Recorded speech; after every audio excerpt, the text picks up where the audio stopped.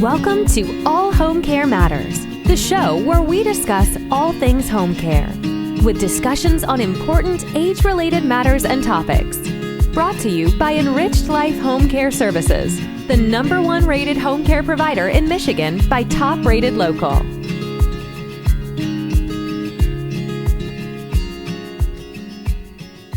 Hello, and welcome back to All Home Care Matters. If this is your first time visiting us here at the show, we want to say thank you for taking time out to be with us today.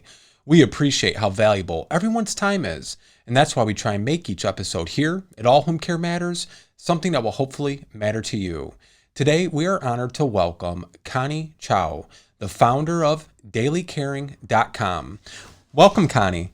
Thank you, Lance. I'm excited to be here. It's our pleasure. Connie, why don't you tell us a little bit about yourself and a little bit about what Daily Caring is for those who may not be familiar with it? Okay, great. Yeah, so just first of all, Daily Caring is a website and an email newsletter. And so on it, we have content that is helpful to families who are caring for older adults. So essentially, we have tips, advice, information, and resources that will be helpful to those who are caring for an older adult, whether they're at home or living in a care community. And so, the way that all got started was through my grandmother. So she and I had always been very close. And so it was pretty natural for me. Once I got my driver's license, actually, I started taking her to her medical appointments. And, since she didn't speak English, then I was really her translator as well as her advocate to, the US medical system. So, fast forward, of course, that was certainly the lighter end of the caregiving. And as the years progressed, she advanced in age and developed some medical conditions, and she started to fall. And so, of course, that definitely stepped up her care needs. And so, in the last few years of her life, the caregiving became pretty intense. She had developed dysphagia and, a swallowing problem. And she was very frail. When she passed, she was just shy of her 101st birthday. So, yeah. So as you can imagine, she was quite frail and had limited mobility at that point. And so, that's when I really started to turn to the internet because I had a background working in tech. So I was looking for information. It was kind of natural for me to think, well, if I have all these questions about, how can I improve her day-to-day life? And there's, these little things that were tripping us up, like her arthritis was still really bothering her, in her knees. And we were looking for ways to try to ease that pain without piling on more medication. And, similarly, she wasn't sleeping that well at night. Again, how do you try to improve that situation without just piling on more meds? Things like that, and then I also wanted her to, how can she be more engaged and entertained throughout the day despite, her mobility limitations. And so, I was looking online trying to search, did anybody else have these issues? Are there any suggestions out there? But I was really, not finding much. And what year was that, Connie? Just out of curiosity. Oh, yes, that was a while ago. Certainly, it was a while ago. It was around, I would say, in the early 2010s. Okay. Was when all of this was happening. And, so of course, I was really distracted, by being in the caregiving. And so it took me a while to realize, hey, if I'm having such a struggle trying to find, this type of really practical, day-to-day life type of advice, other caregivers out there, they must be struggling with this as well. And maybe this is a great opportunity, for me to be helpful to others who are in similar situations. And so that's kind of where the idea started, putting my tech background together with my caregiver knowledge and, putting those two things together to create Daily Caring. Wonderful. Well, and I was asking the year because when you say you're searching online, let's just stop for a moment. We're in the year 2023. You're talking just over 10 years ago. Yeah. And you couldn't even find any resources that were truly helpful. I mean, that just is so unbelievable that we're still in this modern day era with the technology and all the advancements that we have. you're having trouble finding simple resources on the internet. Yes, absolutely. And, certainly there was definitely, information was out there, but it wasn't the type that I was looking for. Certainly we could research medical conditions, right? Sure. That type of content was out there, but, really some suggestions for how to ease arthritis pain for an older adult with sensitive skin. It's Yeah. getting into those specific scenarios. That's where I felt like, we were kind of lacking. Okay. And did you have brothers or sisters while you were going through that? Yes, yes. I have siblings, and this is kind of an interesting situation because since I was caring for my grandmother, it was really kind of that generation, her children. Yeah. So my parents, my aunts and uncles, they were kind of the main siblings involved in her care. Hmm. So it was interesting to observe the dynamic kind of from a almost in some ways, even though I was, one of the primary caregivers, in some ways I was an outsider in those conversations between the Sure. siblings. Was it harmonious, or was there any conflict between the siblings with mom? I think they had been taking care of mom together for such a long Okay. time. They had kind of settled into some well-defined roles. And so I think that really made it easier for everyone. In some ways, everyone kind of stayed in their lane and did what, worked according to their strengths with each Okay. other Yeah. and did their best. So I think, all in all, it was not a bad situation. That's good, because I mean, and I'm sure most of our viewers and listeners know that's not always the case. I mean, you have families Absolutely. where we have seen them, split apart, and just really, sad, and, just terrible situations when it comes time to care for a parent. Yeah, it is really sad when we hear these stories. And at the same time, I can fully understand, the feelings that are going on, and sometimes the anger and the resentment that can bring up. It's perfectly understandable. What would you say are some of the common issues, though, that siblings do face when they're caring for an aging parent? I think, despite the fact that, every family is unique and has their own struggles, Right. I think there are certainly some themes that we see. Like, I mentioned anger and resentment. That's a top one. A lot of times there's one sibling who takes on the lion's share of the work, and a lot of times that can really cause some anger and resentment because, as we know, caregiving is such a tough job, and when you don't feel supported, that's where those feelings come up. Another thing I definitely see is disagreement when it comes to making those big care decisions. Right. That's unfortunately that's just part of the game when you have multiple people involved. These are really tough decisions to make, even if it was just one person making them. Yeah. Now you have multiple viewpoints, um, and I think I would say probably the main issue that in some ways causes these things to happen is a lack of clear and calm communication. I think that's a major issue when it comes to caregiving with siblings. Yeah. What would you recommend to viewers and listeners on how to manage sibling resentment or guilt when maybe you live in a different state or even a different country, or maybe you are local, but your career or your other obligations don't allow for you to participate in an active caregiving role? How do you recommend that they manage that or deal with those feelings in those situations? Right. I think, this is one of those things where, caregiving kind of creeps up on everybody. And I think before you realize it, you're having all these feelings, and there's a lot that's unspoken. And I think the first step is to start discussing it. Open those channels of communication, because if you don't tell your siblings what's going on or how you're feeling, then nobody's a mind reader. Right. And I know there is a lot of, if you're in, let's say you're the primary caregiver and you're in the situation, and so it seems so obvious to you what's happening, what's going on, what's needed. But let's say, you have the sibling who's living far away. Well, they, clearly they're not physically there, and they're not able to see the same things as you. Right. And, let's say you're really busy just taking care of the day-to-day necessities of this care.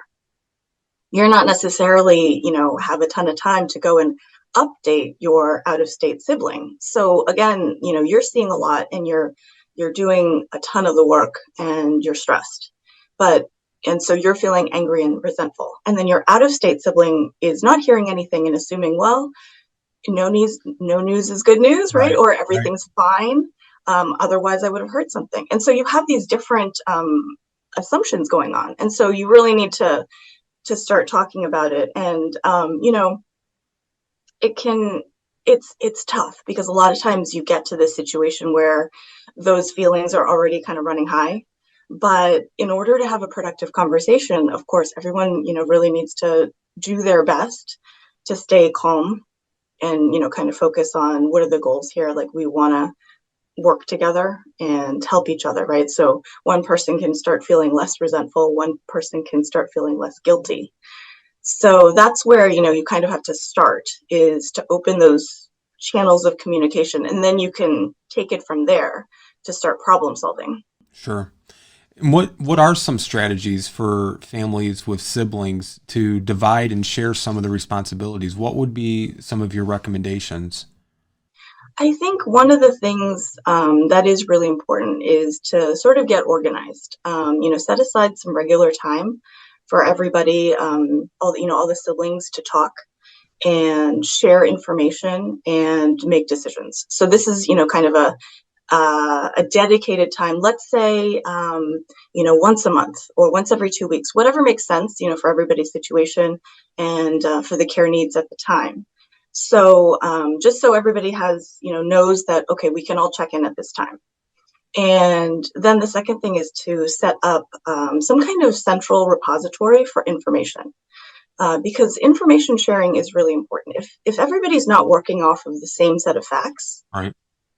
It's really difficult to have a conversation, much less make a big decision. So, let's put everything now. There's so many great tools now, that are free. Google Drive, Dropbox, things like that, or even just plain email. Put everything together where everybody can see it, and keep a record of notes and things. So, nobody has to keep reinventing the wheel or calling the same organization to ask the same question. That makes things more efficient. And I was even going to say, and another sibling couldn't say, well, you never told me. And now you can say, well, no, I sent it in the email. It's right there. Because, it's surprising how many conflicts come out of forgetting you were told something, Right. and then they feel like they were left out or deliberately excluded. And, just having, even, I hate to say like a paper trail, but having that paper trail has avoided conflicts in families. We've seen so many times. And it's a situation where, it's hard enough when you're caring for a spouse or caring for a child, or if you're just an only child or whatever the dynamic is, and there's no other parties really centrally involved in the care. Mm-hmm. But when you get a family with multiple siblings, and all of them probably are trying with their best intentions to do the best they can. But then, Right. sometimes those old wounds and those old hurts and conflicts, and they kind of bubble back up to the top. And then you're not only dealing with an aging loved one or a parent that needs care and is declining health, but now you're managing all these emotions that you might have just put away and forgotten about. And now they're coming back out. And, it's such a dynamic there. It's not just really cut and dry. We're just helping mom sometimes. Absolutely. You hit it on the head. That's really a big part of this is, not only we have the caregiving and the stress, and worry about mom or dad, but you have all those dynamics, the family dynamics that have started since, childbirth. All of you were, your entire lives, this is how you've acted and with each other, and that may or may not be productive. Right. And it's really hard to have that not take over. And so I think that's where sometimes, in a way, if you take an approach that may sound a little bit like, oh, are you making this like work? Having everything written down and things like that, or having these meeting times. In a way, you could say like, oh, is this too formal? But at the same time, like you're saying, well, we need a record of everything, right? So everybody can be on the same page, and we don't have to rely on our memories, and maybe kind of try to keep that family dynamic a little bit to the side Right. while we, take care of these matters. And so I think, when it comes to dividing responsibilities, I think one of the first things that can be overlooked is to make a list. What exactly is going on? I think that especially when the caregiving creeps up, you just start doing these things and it just becomes part of your life, part of your day.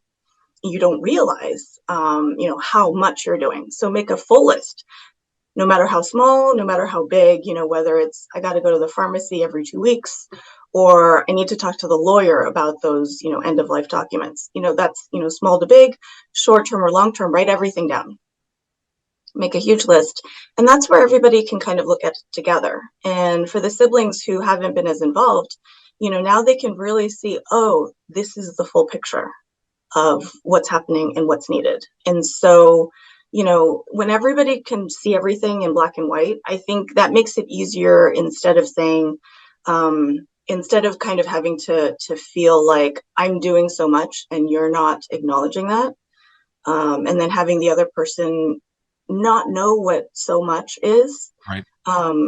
and kind of not having the ability to acknowledge because they just don't have any frame of reference. Now we can see everything. Yeah, that's great advice, Connie. And so let's say we get to a point, and it's an unfortunate point, where there is some conflict among the siblings. How do you suggest they manage those conflicts when it comes to caring for their loved one or for their parent? I think, conflict it's almost unfortunately inevitable, because you have a bunch of folks who have the best intentions to do, the best thing for mom or dad. But everybody comes to this with a different viewpoint. And what's kind of unique also is that I find, each child tends to have a different relationship with their parent. And so that kind of influences things as well. And, so they'll have a different understanding of their needs. Or sometimes what can be interesting is the parent may tell different children different things. And so you have Yes. kind of a Yes. different, you really have a different viewpoint of the situation, right? Because this is what you were directly told. And somebody may have heard almost the opposite, right, from mom or dad directly. And so this, that kind of already sets you up against each other. And so I think I would go back to this information sharing. Let's make sure everybody has the same information. And, if you're hearing something from mom, tell everybody. And if you're hearing something from dad, let's share that. And then you can get into like, oh, that's interesting, they never said that to me. When you can pool your information, then you can kind of put together a better picture of, okay, what's the real situation here. And then now we can figure out, and try to, I know it is really tough. I think this is where sometimes thinking about this in some ways almost like more of a project that you're on with coworkers can kind of help you step back from the family dynamic of, this person always takes charge. That person is the troublemaker, or, something like this, those childhood roles. If you can kind of step back from that and then maybe, think of it more as, okay, we're going to all look at the same information. We're going to share information that previously, others didn't know. And then we can start from there. And then I would say another thing is, there are so many issues going on in caregiving, Right. often at the same time. And I think that can be challenging because it is hard to focus on just one. But I think that's really important. It's hard to make, a lot of decisions at the same time, especially if some of those are really big. So I would say, focus on one thing at a time. If you're having conflicts, try to start with something small, something low stakes, and work together on that to try to find, some kind of commonality or resolution. It's kind of, building up that practice of working together in a way. Maybe it's something small, like, do we order groceries? That's kind of, it's more of a low stakes discussion, right? And so versus should we move to assisted living? So let's work, let's practice a little bit first before we get to the really big thing, and try to start there. And try try to be respectful of others, in that way of, maybe thinking of this as, okay, how would I treat another adult, let's say in my workplace, and instead of thinking of them as, oh, my irresponsible, little sibling or something like that. Sure. Well, and that brings up another point. Families now, they have wide ranging, ages of children. Some are Mm-hmm. 5 years apart, some might be 1 year apart, 10 years apart. And let's say you have a situation where you have siblings whose mother or father now needs care. One of the Mm-hmm. siblings is retired and Mm-hmm. they live close by, but maybe his brother and sister are still working or they're not fully retired yet. How do you then balance the needs of those siblings who still have their responsibilities with their job or even, with their own children that they're still raising in the home with the ones that are providing the care still? I mean, that Right. there's, when we spoke, I said this would be such an important topic because, Daily Caring has wonderful articles and resources on your social media platforms, but all originating from your website, dailycaring.com, which we're going to put up on the screen because this is something that will affect everybody at some point. It's just whether it's Absolutely. today or in the far future. And, you're trying to plan and prepare for everything, but most people don't plan and prepare to become a caregiver. They don't Yes. plan that they're going to be taking care of their mom or their dad anytime soon, but it could happen tomorrow. Right. So we're trying to provide them with some good information that you've been gracious enough to join us to share. But, there's so many different dynamics when it comes to this topic because, you have maybe a fractured relationship with the mom and now you have to care for them, or, maybe you're retired and your siblings are still working and now you feel like, oh, why is it all falling on me just because they have to work? How do you suggest managing those schedules and responsibilities for those siblings that are still, working or have other obligations? Right. Absolutely. That's certainly very common. Everybody has a unique life situation, and everybody has their own lives to deal with, regardless of what the circumstances are. And so I think this is where, going back to, let's say we've made that list of all the tasks that need to happen, right? Just so everyone has a clear idea of, okay, this is what's going on right now. And I think it is important, like you were saying, everything shouldn't fall to the one person who uh, appears to others as, having all the free time, right? Right. Oh, you're retired. Great, problem solved. It's all on you now. Certainly, that's not fair. And I think that over time, I think, my suspicion would be that other siblings who weren't involved would start to feel that guilt of, not doing their part, despite, this seemingly, retired person who has all the time in the world. But, caregiving is not just about the time. It's also about being involved, being a participant in your mom or dad's care and, kind of being that active family member. And so I think that's where, I think that, at least everyone can make time to talk, regularly and check in. And then let's say we have that list. Let's look at how do we distribute that in a reasonably equitable way, reasonably fairly. There is, of course, no absolute fairness, in anything, especially in caregiving. And so there's a lot of things that are dictated by kind of what's realistic. So let's say the person who lives 3 states away, that person is not going to be taking mom or dad to the doctor, right? That's just not going to happen. The person who's, terrible with numbers, they're probably not the best person to take over managing the finances. So, it's partly looking at just the reality of the situation. And then, yeah, the person, who has, 3 younger kids probably isn't the best person to be on call. So given all of, those circumstances, how do we divide up this list in a way that makes sense? Once that's done, let's take a look at it, because maybe based on the reality of the situation, too much gets put on one person's plate. Let's say the retired person. But then, looking at that and saying, hey, that's really a lot for one person to manage. They might Um, unretire. exactly, Right. So that's a lot for one person to manage. So how do we make this, more reasonable? Right.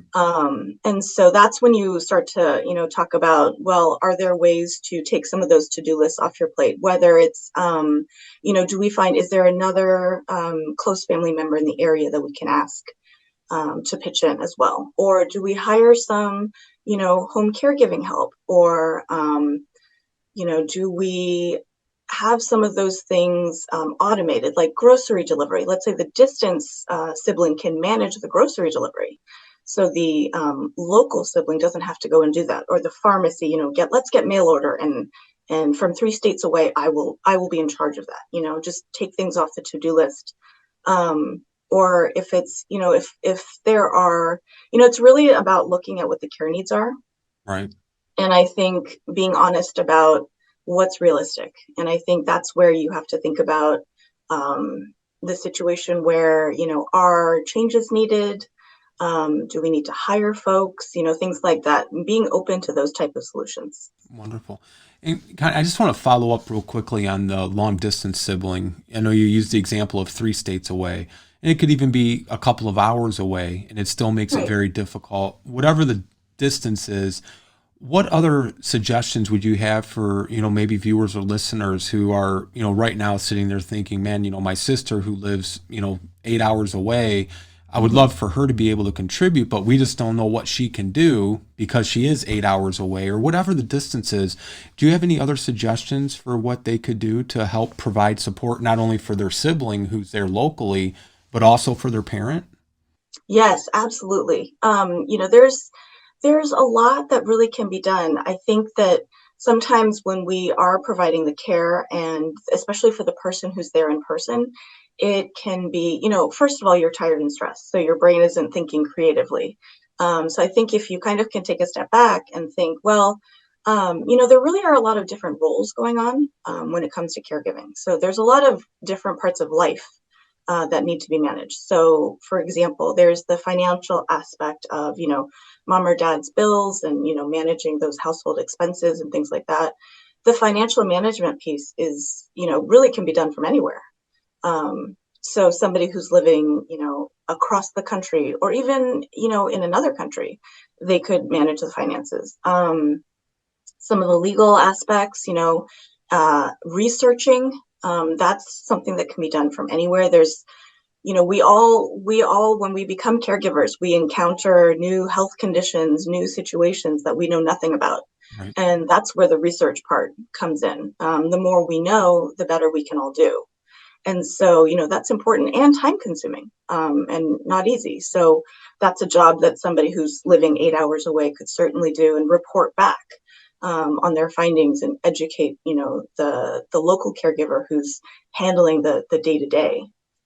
And so, those kind of things. And, to, like I was saying before with, managing, let's say, the grocery delivery or things like that, it's just these every little thing adds up. It adds up. Yeah. And so if you can offload that to folks, even if they aren't there, today, I think in 2023, there's so many amazing services that are available online. It makes it so much easier to distribute that work, even to folks who are not living close by.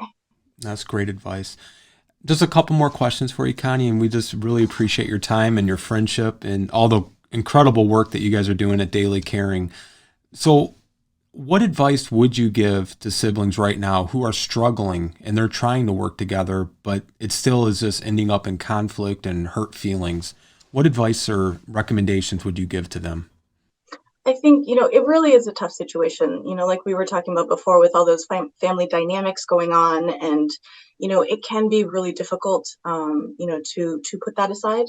I think one thing, if possible, that folks can keep in mind is to try not to subconsciously get sidetracked by those childhood roles, or even by gender stereotypes. I think sometimes, folks can, fall into those traps, and that can derail some of those conversations. And I think that, there's kind of two things in some of the more unfortunate circumstances, where there are sometimes siblings who absolutely refuse to participate. Just have zero interest Right. and won't do anything. And so I think that's really hard. And I see the primary caregivers out there trying to reach out time and time again. And, it always devolves into an argument when they're trying to convince them, hey, I really need you to help out with mom or dad. And, it sounds like it always ends up the same way. That person basically says, nope, not interested. And unfortunately, I think in those circumstances, it's time to just let it go. If you've tried repeatedly, to have these conversations in a calm and productive way, and then it always ends up in arguing, and the person is firm, in their decision not to help, eventually you have to let that go for your own sake, and work on, instead of putting that time in arguing there and being frustrated time and time again, put in the energy to find help from other sources, whether it's close friends or other family members, or hiring help, moving to assisted living. Let's focus our energy to something that can be productive versus something that clearly isn't going to change. And then I think one last thing for there are families who struggle to communicate in a productive manner, and despite trying time and time again, I think if that continues to result in breakdowns, it may be time to ask a neutral third party to come in and help out, help mediate that conversation, keep things, a little more calm, keep things more productive. And, there are many folks who can help with that, actually. I think there are, senior care professionals who can help, like a care manager, some social workers. There are certainly plenty of counselors, who help people communicate. There's also, a specialty. There are elder mediators who help families in these specific situations when they're trying to work through the care for an older adult. Right. And so I think, relying on some of those outside resources sometimes can really, move things forward. Right. That's great advice. Connie, I want to leave you with just two last questions. One, what is the biggest issue that you are seeing right now over at DailyCaring as far as, the senior care industry? What's the biggest issue you're seeing? I think, it's this field is so complex because it's at the intersection of so many, major things. It's healthcare, it's, life care, it's aging. There's just so much at work. And unfortunately, I think in the United States, we don't have good social supports, both for aging individuals, as well as for the people, the families, as well as the professional caregivers who are providing that care. And I think that results in a lot of struggle for everyone who is involved. And it can be really tough. I think both financially, with the way the U.S. healthcare system is, there's a huge financial burden that is placed on families, which, that's a huge, really huge problem. As well as just the acknowledgement and support that, family caregivers are providing hundreds of millions, billions of dollars of support to their family members every year. Right. Yeah. And hopefully, we're going to see that change as we go forward. We're working on an article right now about who is going to care for the baby boomers, because some of these baby boomers are, the younger, scope of the baby boomers, they're caring for their parents still. And they're having to do it because some of them, they don't have the financial means to hire professional care. They don't want to put them into a nursing home. I mean, there's all, like you said, I love the way you phrase that. It's the intersection really of life. I mean, it touches on every aspect, financially, socially, spiritually, health. It is very complex, and we need to start figuring out how to support the people who are supporting those needing the care too.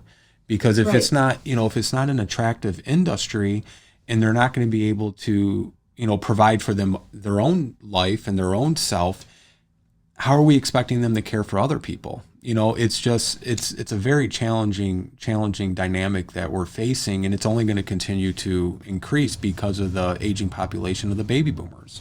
Yes, absolutely. And I'm sure you've, seen all the news as well as, others out there who they, are talking about how there's really a shortage of staffing for these care professionals. Healthcare in general. Right. Yeah. Exactly. And that's, as you said, just going to continue to get worse. Right. Absolutely. And the last question I want to leave you with, and you may not have an answer right now, and that's okay. This is two-part question. How old is DailyCaring right now? Well, we launched in 2014, so we're about 9 years old.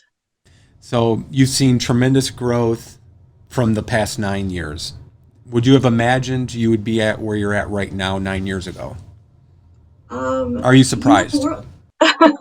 The world has changed so much in so many ways, and the last few years, because of COVID, has really kind of been a strange journey, Yeah. And I don't know that I could have imagined where we'd be now, way back when. Okay. Well, then here's my question, and you may not be able to imagine the answer then. Where do you see DailyCaring in the next 9 years? Well, that's an interesting one. I hope that we are still helping families who are caring for older adults. I think that's our key mission is really to be there for the folks who are supporting the folks who need the care. So I think we'll just hang on to that as our guiding principle and see where that takes us. Wonderful. Well, and I do want to say we will have the links. You have your Facebook page, the website, all of your social platforms, as well as DailyCaring has a YouTube channel as well. We'll have the links in all of our show notes, along with here up on the screen. And again, it's just been a pleasure to get to know you, and we just really commend all the remarkable work that you guys are doing at DailyCaring. We're big supporters of your work, and anytime we can help, we're happy to do so. Oh, thank you so much. It's been a pleasure speaking with you, and I love everything you're doing. This is an amazing channel, and it's great to have these conversations out there. Absolutely. Well, we'll have you back again maybe for the next 9th anniversary. All right. That sounds great. Thank you so much, Connie. Thank you. Have a great day. You too. Bye. Thank you for joining us today here at All Home Care Matters. All Home Care Matters is here to help families as they navigate these long-term care issues. We invite you to visit us at allhomecarematters.com, where there's a private, secure, fillable form where you can give us feedback, show ideas, or if you have questions. Every form is read and responded to. And remember, you can listen to the show on any of your favorite podcast streaming platforms or watch the show on our official YouTube channel.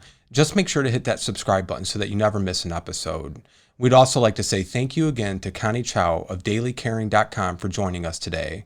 Thank you so much, and we look forward to seeing you next time here at All Home Care Matters. Thank you for joining us today. We look forward to you joining us again on another episode of All Home Care Matters. To learn more about the show and to connect with us, visit us at allhomecarematters.com.